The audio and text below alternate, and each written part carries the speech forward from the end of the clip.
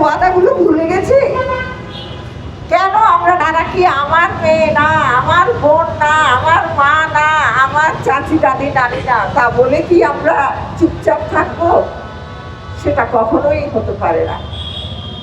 আমরা দেখেছি যে শিশু আরশিয়ার মৃত্যুর পর যেভাবে পুরো বাংলাদেশ ফুসে উঠেছিল, কিন্তু তার কোনো আলামত তো এখন দেখা যাচ্ছে না। তবে কি আমরা মুখে সবাই টেপ লাগিয়ে ফেলেছি? এটা তো হতে পারে না। আমাদেরকে দাবি দেওয়া জানাতে হবে, আমাদেরকে সঠিক পদক্ষেপ নিতে হবে। আমি বিশেষ করে পুরুষ ভাইদের কাছে বিনীত অনুরোধ জানাবো, আপনাদের চারপাশে রয়েছে তারা যারা এই অন্যায়কারী, আপনারা তাদেরকে থামান। আমরা মহিলারা পারবো না, কেননা আমরা শারীরিকভাবেও দুর্বল, মানসিকভাবেও দুর্বল। আল্লাহ তাআলা আমাদেরকে এইভাবেই তৈরি করেছেন।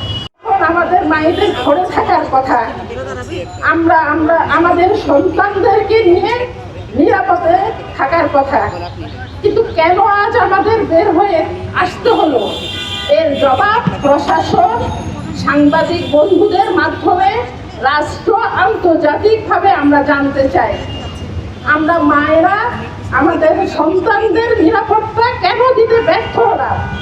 সরকার আমাদেরকে বারবার বলছে তোমাদেরকে এই দিব, সেই দিব, ফ্যামিলি কার্ড দিব। আমরা কোনো কার্ড চাই না, আমরা চাই আমাদের সন্তানদের আমাদের নিরাপত্তার কার্ড, ইজ্জতের কার্ড, মান সম্মানের কার্ড।